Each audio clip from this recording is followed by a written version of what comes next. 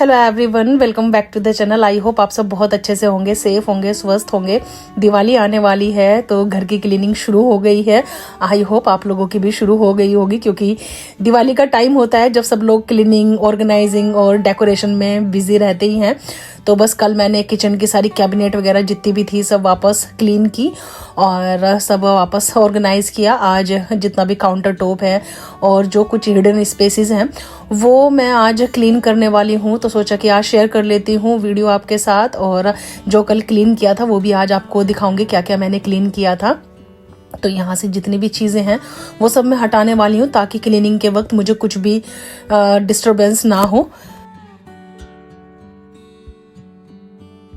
और ये है मेरे क्लीनिंग प्रोडक्ट्स जो मैं यूज़ करने वाली हूँ आज।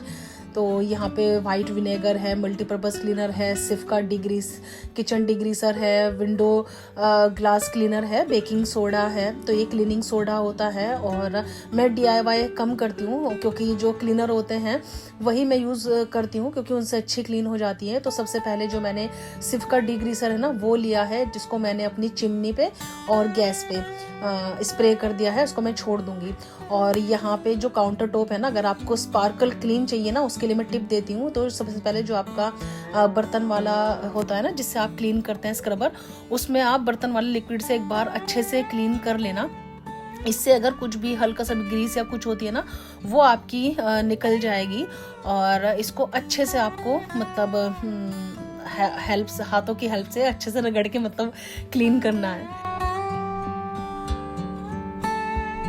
और मेरा छोटा व्लॉगर भी मेरे साथ में ही है, इंडियन स्टोर से कुरकुरे लेके आए थे तो वही बैठ के वो भी खा रही है, क्योंकि जब कभी इंडियन स्टोर जाते ही हैं तो उसके लिए कुरकुरे आता ही है, उसको बहुत ज़्यादा पसंद है।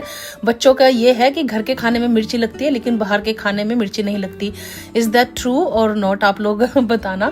तो बस यहाँ पे मैंने अच्छे से जो क्लीनिंग वो कर दिया है। और जो मेरा ये IKEA से मैंने ब्रश लिया था बहुत हेल्प करता है।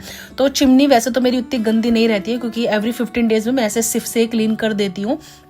और इसको मैं ऐसे ब्रश की हेल्प से क्लीन करके ना फिर जो मेरा क्लॉथ होता है ना उससे मैं क्लीन करती हूँ। ये देखिए आप, एकदम क्लीन हो जाती है बिना मेहनत के। और अगर रेगुलर क्लीन करते रहे ना चीज़ें तो उतना ज़्यादा क्लटर, उतना ज़्यादा गंदगी जमा नहीं होती है और आपका काम भी ना हल्का हो जाता है। अगर कोई चीज़ 3-4 घंटे में होनी है ना तो फिर वो जल्दी से हो जाती है। यकीन मानिए आज की क्लीनिंग में मुझे 1 घंटे से भी कम लगा, क्योंकि किचन में यूज मतलब डे टू डे मतलब क्लीन करते ही रहती हूँ ना। और यहाँ पे देखो मैंने टिश्यू ले लिया है और टिश्यू से उसको क्लीन कर दिया है। तो बेसिकली जो भी ग्रीस थी अगर आप टिश्यू से क्लीन करेंगे ना तो हो जाएगी। और यहाँ पे ये है ब्रश, ये कॉपर वायर ब्रश होता है। इसके जो ब्रशेज होते हैं ना कॉपर के होते हैं, इससे गैस वगैरह अच्छे से क्लीन हो जाती है। तो मैं हमेशा मतलब DIY में बहुत लोग बनाते हैं बट मैं थोड़ा सा कम बिलीव करती हूँ, क्योंकि अगर आपके पास क्लीनिंग प्रोडक्ट अच्छे हो ना तो आपके काम ना बहुत ज़्यादा इजी हो जाते हैं। और काम को, अपनी होम मेकिंग जर्नी को जितना ज़्यादा इजी बनाए ना उतना ज़्यादा अच्छा है। और क्यों उतना लाइफ को टफ करना, क्योंकि DIY मैंने बहुत बना के देखा है, मेरे केस में तो वो वर्क नहीं करते हैं, बाकी आप लोग बताना।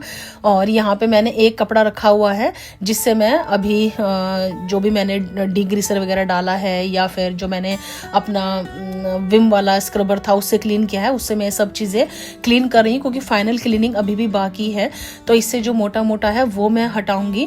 तो जब भी मुझे डीप क्लीन करना होता है ना मैं तो यही वाला प्रोसेस यूज़ करती हूँ करने के लिए, क्योंकि डीप क्लीनिंग 15 डेज में, 20 डेज में होती है। एवरी डे तो ये पॉसिबल नहीं है किसी के लिए भी।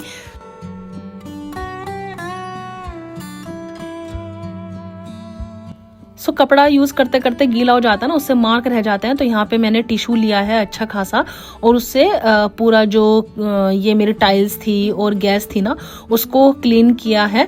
तो उससे ना फिर मतलब इजी हो गया है पूरा जो आपने ये लगाते हैं ना आप स्क्रबर से, और एकदम से किचन ना एकदम क्लीन हो जाती है। आप ये वाला ऐसे मेथड यूज़ करके देखना।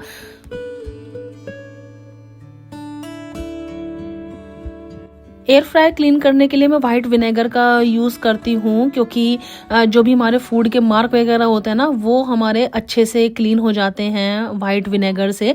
और इसके लिए डैम्प क्लॉथ मैं यूज़ करती हूँ और इजीली फिर क्लीन हो जाता है।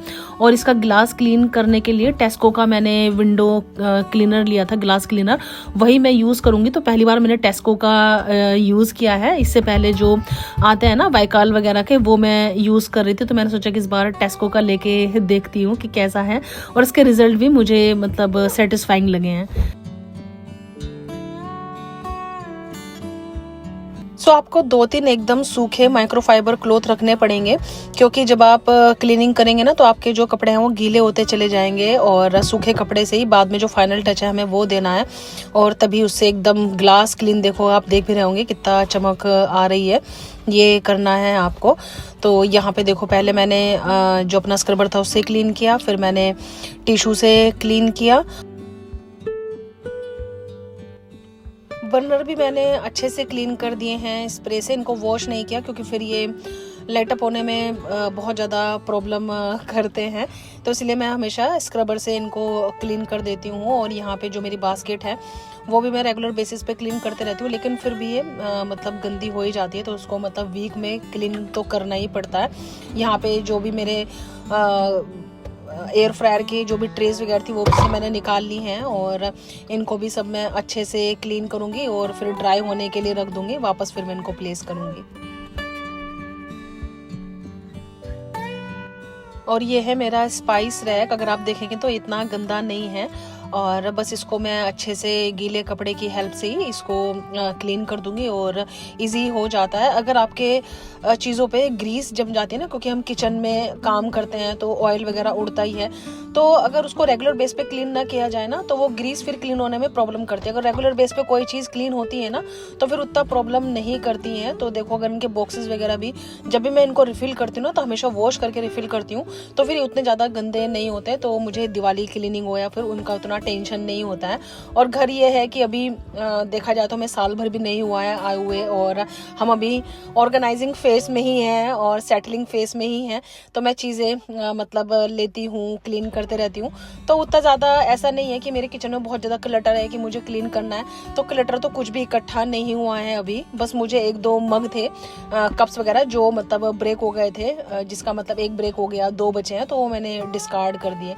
यही कल मैंने डिशवॉशर में लगाए थे अपने ऑयल के जो जार थे, तो ये भी एकदम क्लीन है, और ये वन ऑफ माय फेवरेट। इसमें मैं अपना, वैसे तो पानी का जग है, लेकिन मैं इसमें अपने जो भी मेरे स्पैचुलास वगैरह है ना, वो सब रखती हूँ, क्योंकि किचन के लिए मुझे एकदम ये परफेक्ट लगता है, काउंटर टॉप के लिए। इसका कलर भी एकदम सुंदर है।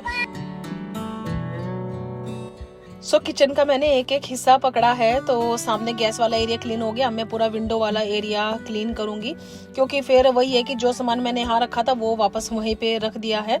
और अब किचन की विंडो शेल्फ में मैं प्लांट्स वगैरह रखती हूँ, क्योंकि प्लांट्स, इंडोर प्लांट्स और कहीं रखने की जगह नहीं है, तो मुझे किचन अच्छा लगता है, और यहाँ पे मेरा ज़्यादा टाइम बीतता भी है, तो मुझे प्लांट्स के साथ रहना अच्छा लगता है। तो सेम वही, मुझे अपना जो ग्लास है, अपना जो स्क्रबर है, उसी से मैं एक बार करूँगी, और इसको कपड़े से अच्छे से वाइप करने के बाद फाइनल इसमें मैं जो विंडो ग्लास क्लीनर है ना, वो स्प्रे करूँगी, और फिर मैं करूँगी इसको टिश्यू से क्लीन। तो किचन की विंडो ना एकदम मतलब स्पार्कल क्लीन हो जाती है, और टाइम भी नहीं लगता है। आप एक बार करके देखना, आपको खुद ही आइडिया लग जाएगा। और ये जो ब्रश है ना, आप ग्लास पे यूज मत करना, ये मैं वही यूज कर रही हूँ जहाँ पे मतलब वुडन वाला हिस्सा है ना, वहाँ पे थोड़ा सा वो ग्रीस के कारण डस्ट वगैरह जमा हो जाती है ना। ग्लास पे मैंने इसको यूज नहीं किया, क्योंकि ग्लास पे ना स्क्रैचेस आने के चांसेस रहते हैं, तो इसीलिए मैंने सोचा कि आपको एक बार बता दूं, और हो सकता है कि कमेंट भी आ जाए मुझे। तो बस यहाँ पे मैंने एक ड्राई क्लॉथ लिया है, इससे मैं जो भी मैंने स्क्रबर से क्लीन किया था वो मैं पूरा क्लीन कर दूंगी यहाँ पे। और जो एक दो मार्क आपको दिखाई दे रहे होंगे, वो आउटसाइड ऑफ द विंडो है, वो भी क्लीन करनी है टाइम निकाल के।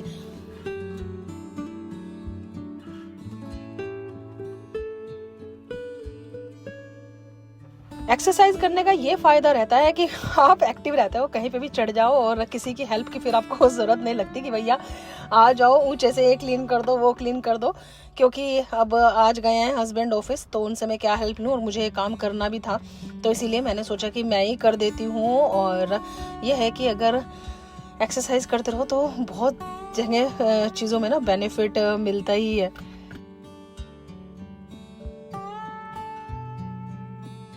और ये है मेरे कुछ फेवरेट शो पीसेस जो मैंने किचन में रखे हुए हैं। ये हाउस मुझे बहुत ही ज़्यादा पसंद है, पता नहीं क्यों, मतलब इससे कुछ इमोशनल कनेक्शन सा है, हाउस घर, पता नहीं क्यों। तो बस इसको मैंने स्प्रे, मल्टीपर्पज़ स्प्रे यूज़ कर रही हूँ, डिसइंफेक्ट भी है, और इसकी हेल्प से ही मैं जो भी मेरे शो पीसेस है ना जो मैं यूज़ करूँगी अभी, तो वो सब मैं क्लीन करूँगी।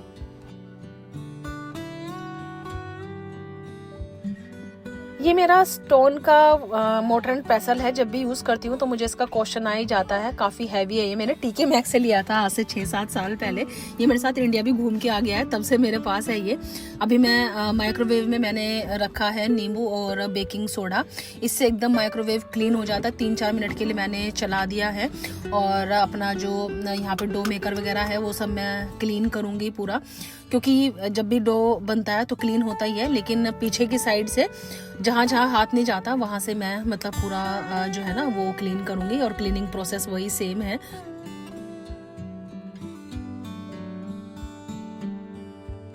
इलेक्ट्रिक केटल में भी ना लाइम स्केल इकट्ठे हो जाते हैं, जब जैसे जैसे आप इसको यूज़ करते हैं ना, तो उसमें भी मैंने बेकिंग सोडा और हाफ लाइम ऐड कर दिया है पानी डाल के, और इसको मैं अच्छे से बॉईल होने तक इसको मैं करूँगी, और इसको फिर मैं छोड़ दूंगी ठंडा होने तक, तो जो लाइम स्केल है ना वो एकदम क्लीन हो जाएंगे।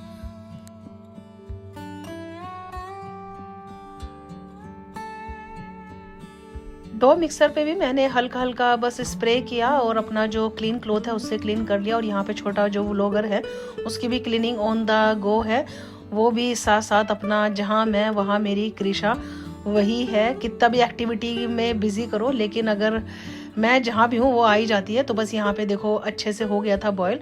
और ये प्लेट वैसा तो मैं डिश वॉशर में भी रख देती हूँ, अभी रखी थी, लेकिन दूध वगैरह गर्म करते हैं तो फिर भी मतलब मार्क हो ही जाता है।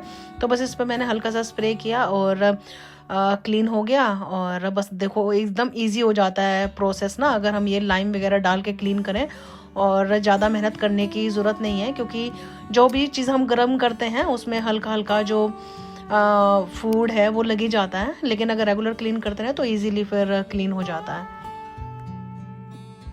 सो सिंक में भी यहाँ पे मैं बेकिंग सोडा और मेरी जो वाइट विनेगर है ना वो मैं डाल के छोड़ दूंगी। तो जो क्लीनिंग पे जो सिंक में जो भी मार्क वगैरह होते हैं, स्पार्कल क्लीन एकदम जो सिंक है ना वो हो जाती है। और मैं क्लीनिंग करते वक्त ना ग्लव्स वगैरह नहीं पहनती हूँ, अगर आप पहन सकते हैं तो ज़रूर पहनना, क्योंकि हाथ थोड़ा क्लीनिंग के बाद ड्राई हो जाते हैं, लेकिन मुझे आदत नहीं है। तो बस लास्टली मैंने यहाँ पे जो मेरी कैबिनेट्स हैं उनको मैं बाहर से क्लीन कर दूंगी स्प्रे डाल के।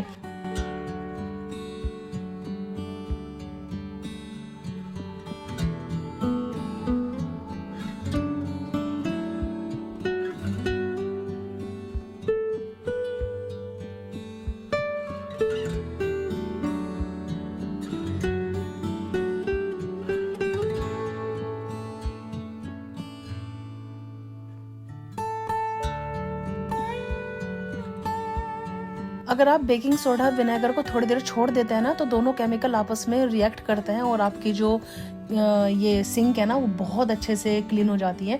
तो आपको इसको छोड़ना पड़ेगा 15 से 20 मिनट।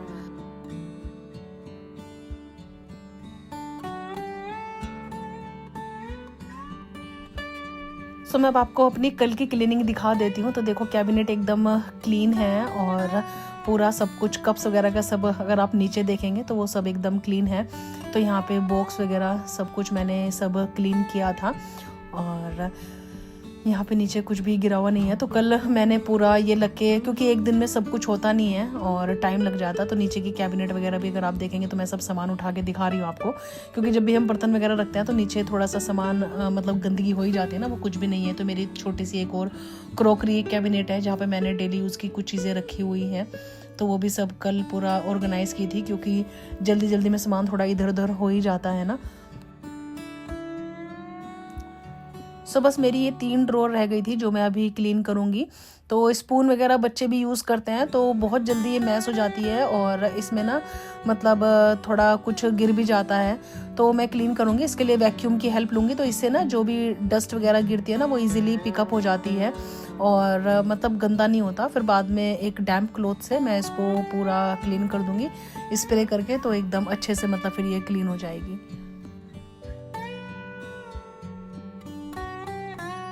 सो सेकंड वाली रैक में मेरे स्पाइसेस रहते हैं और मैंने यहाँ पे जब आपको ऑर्गेनाइजेशन दिखाया था तब इसमें मैंने प्लास्टिक के बॉक्सेस रखे हुए थे, लेकिन मैंने अभी अपनी किचन में चेंज की हैं, कांच के छोटे छोटे बॉक्सेस लिए हैं।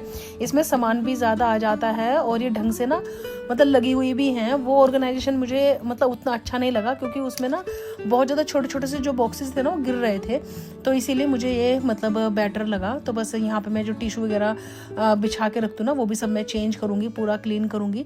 तो टिश्यू मुझे इसलिए अच्छा लगता है कि उससे ना मतलब ईजिली क्लीन हो जाता है। और मैट वगैरह अगर बिछाओ ना तो मुझे लगता है कि वो भी वापस क्लीन तो करनी पड़ती ही हैं, उठाओ उससे भी सामान गिरता ही है। सबका अपना अपना थॉट प्रोसेस है, मुझे मतलब ऐसे अच्छा लगता है। और ये देखो सब यहाँ पे अच्छी भी लग रही हैं, एक साथ सब एक साइज़ की हैं लगी हुई। ये मैंने 12 पीस लिए थे और काफ़ी मेरे काम आई हैं। माइक्रोवेव भी हो जाती हैं अगर कुछ मतलब कोकोनट ऑयल वगैरह अगर गर्म करना है तो। लास्ट में ये है मेरे आटा का ड्रॉर, इसमें मेरे सभी आटा रखे हुए हैं। मैं मिलेट्स बहुत ज़्यादा यूज़ करती हूँ अपनी कुकिंग में क्योंकि आटा यूजुअली मैं प्लेन नहीं लगाती हूँ, उसमें कुछ ना कुछ मिक्स करती हूँ। आपने देखा है कभी बीट रूट मिला लिया, कभी स्वीट पोटैटो मिला लिया। और मिलेट हमेशा रागी ज्वार इसका आटा, क्योंकि प्लेन आटा मैं पता नहीं कितने सालों से खाती ही नहीं हूँ और कोई मुश्किल हो गई या कुछ हो गया तो बात अलग है, नहीं तो हमेशा कुछ ना कुछ उसके अंदर मिलाती ही हूँ मैं। तो बस यहाँ पे देखो इससे ना जो भी आटा वगैरह गिरता है ना तो वैक्यूम से एकदम क्लीन हो जाता है, नहीं तो आपका जो कपड़ा होता है ना अगर आप क्लीन करते हैं ना उस पर चिपक जाता है। तो इसलिए मतलब मुझे इन कुछ चीज़ों में ना वैक्यूम बहुत ज़्यादा हेल्पफुल लगता है।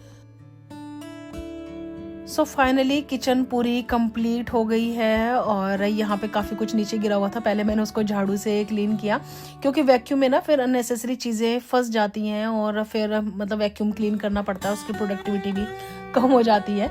जो भी मतलब होता है ना वैक्यूम में, अगर पहले हल्का सा झाड़ू कर दो ना उसके बाद वैक्यूम करो तो मतलब एकदम ठीक रहता है। तो जैसे मोटे मोटे चीज़ें होती हैं वो वैक्यूम में, जैसे टॉयज़ के छोटे छोटे पार्टिकल्स वगैरह होते हैं ये सब, तो मुझे मतलब ऐसे बेटर लगता है। तो फाइनली क्लीनिंग हो गई है डन। अब करेंगे अपनी किचन को डेकोरेट अकॉर्डिंग टू दिवाली। और यहाँ पे बस मेरी जो कुछ चीज़ें हैं वो मैं ओल्ड यूज़ करूँगी, कुछ मैंने नई चीज़ें ली हैं, जैसे आपने देखा ही था कि मैंने दिया लिया है और साथ में और ये गेंदे के बिना तो अपना दिवाली कंप्लीट ही नहीं है ना फेस्टिवल। तो यहाँ पे मेरे पास आर्टिफिशियल गेंदा थे वो लगा लिए, छोटा सा हाउस लिया था मैंने और मैंने एक ये ऑर्गेनाइज़र लिया है। तो यहाँ पे मैं अभी ऑर्गेनाइज़ करूँगी अपनी जो मेरी छोटे छोटे ये कंटेनर है ना सिरामिक के, इसमें मेरा अचार और चटनी ये सब रहता है, वो सब मैं यहाँ पे रखती हूँ, सॉल्ट का बॉक्स। और अभी आपको फाइनल ऑर्गेनाइज करके मैं रिवील करती हूँ कि मेरी किचन कैसी लग रही है।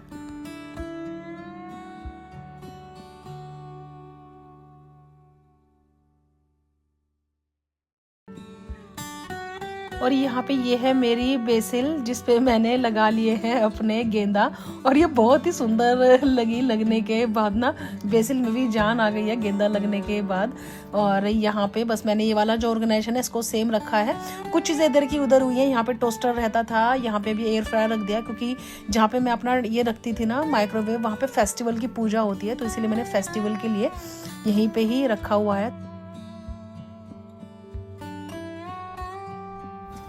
आई होप आप लोगों को भी कुछ ना कुछ मोटिवेशन मिला ही होगा, क्योंकि हम लोग एक दूसरे को देखते हैं और फिर हम लोगों को एक दूसरे से ही मोटिवेशन मिलता भी है। और आई होप आपको मेरा जो आज का किचन क्लीनिंग है या फिर मेरी जो डेकोरेशन है उसमें कुछ ना कुछ पसंद आया ही होगा। बताना आप लोग कैसे लगी मेरी यूके की किचन इंडियन थीम में। और जल्दी ही मिलूंगी आप लोगों से न्यू वीडियो के साथ। अगर वीडियो पसंद आए तो like share and subscribe, share करने में कंजूसी मत करना क्योंकि चैनल को हेल्प मिलेगी ग्रो करने में। तो चलिए जल्दी ही मिलेंगे आप लोगों से। Bye bye, take care, bye bye.